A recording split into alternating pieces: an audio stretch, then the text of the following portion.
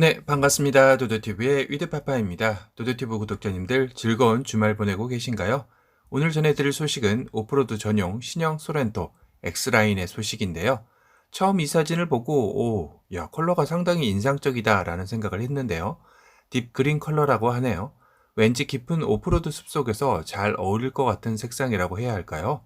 아마도 오프로드 전용으로 만든 차량이라 이런 컬러를 선택하지 않았나 싶습니다. 기존 신형 소렌토와 달라진 점들은 어떤 게 있을까요? 우선 가장 큰 변화는 범퍼 디자인이라고 할 수 있을 겁니다. 기존 신형 소렌토에서는 범퍼의 앞면이 상당히 복잡하게 라인이 있었다면 또 그 안에 범퍼 모양을 잡으면서 한때는 턱돌이라는 별명이 붙을 정도로 주걱턱의 이미지가 강했습니다. 반면 이번 신형 소렌토 X라인은 상당히 단순화되었죠. 주간주행 등 라인에서 내려오면서 범퍼의 라인과 상호 대칭되는 좀 더 안정적인 모습을 보여주고 있습니다. 그러다 보니 그릴 아래가 당차 보이고 와이드한 느낌을 심어주고 있는데요. 이 부분이 상당히 볼륨감 있게 느껴지기도 하죠. 한마디로 기존 신형 소렌토 범퍼를 단정하게 정리한 느낌이랄까요? 측면의 모습인데요. 뭔가 차체가 조금 껑충한 모습이기도 하죠. 바로 타이어와 휠 하우스 사이가 조금 벌어져 있는 게 보이실 겁니다. 오프로드 전용 차량인 만큼 지상고가 25mm 정도 높아졌다고 하네요. 휠 또한 예사롭지 않아 보이는데요. 블랙 알로이 휠로 신형 소렌토 X라인 전용 20인치가 장착되며 AWD에는 경사로 저속 주행 제어 장치와 디퍼런셜 차동 기어 잠금 장치가 결합된 사륜 구동이 기본 장착되어졌다고 합니다. 단 이것은 신형 소렌토 X라인 중 최상위 트림인 SX 프레스티지 트림에만 적용되었다고 하는데요. 컬러와 전용 20인치 휠 덕분인지 기존 신형 소렌토와 전혀 다른 느낌이 들기도 하죠. 강인해 보이는 인상입니다. 또한 측면의 사이드 가니쉬에 X라인 전용 엠블럼이 장착되어 기존 모델과의 차별화를 시도했고요. 다만 신형 소렌토는 태생이 모노코크 바디로 누리꾼들에게는 과연 저게 정말 오프로드에 최적화된 차량이 맞냐라는 의문이 제기되고 있기도 합니다. 아마도 광고상 오프로드 전용 X라인이라 설명하고 있지만 브론코나 지프 랭글러처럼 오프로드만을 위한 차량은 아닐 것 같습니다.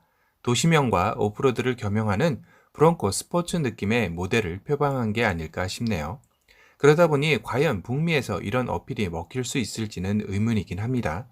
더군다나 브론코 모델이 미국에서는 없어서 못 팔 정도로 상당한 인기를 끌고 있고 오프로드 차량들이 즐비한 미국에서 이런 오프로드를 가장한 차량이 얼마나 팔릴지도 지켜봐야 하겠네요.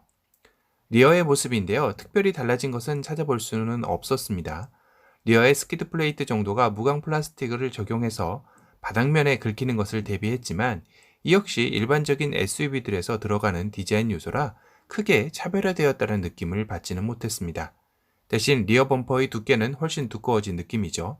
그러면서 리어 이미테이션 머플러 팁이 사라졌는데요. 사라진 느낌으로 보니 더 텔룰라이드를 담기도 한 것 같네요. 리어의 모습은 조금 더 와이드하고 볼륨감 있게 바뀌었습니다. 그리고 지붕에 루프렉이 조금 더 보강된 느낌이죠. 브릿지형 루프렉으로 오프로드 감성을 내려 한 것 같습니다. 전체적으로 오프로드 느낌을 주기 위해 신형 소렌토의 디테일한 디자인들을 단순화시키면서 더 볼륨감 있고 와이드한 느낌으로 표현하려 한 느낌이 드는데요. 실내의 디자인으로 한번 들어가 볼까요? 기존 신형 소렌토와 가장 큰 차이는 전자식 다이얼 변속기 대신 기어노브 형태가 장착되어져 있는 게 보입니다. 아무래도 오프로드에서는 직관성이 좋은 기어노브를 선호하는 것을 염두에 둔 적용 같은데요. 그리고 센터 페시아와 도어 캐치 주변이 우드 느낌으로 바뀌었습니다. 이 역시 우드 느낌으로 자연에 한 발 더 가까운 X라인을 표현함으로써 오프로드 차량임을 강조하기 위함이 아닐까 싶네요. 그런데 약간 현대적 감성 디자인에 우드라 그런지 그렇게 매칭이 잘 된 느낌은 아닙니다. 다만 차량이 휴식을 주는 듯한 편안한 공간감을 느끼게 해주긴 하네요. 신형 소렌토의 파노라마 선루프를 개방해 놓으니 정말 힐링이 되긴 합니다.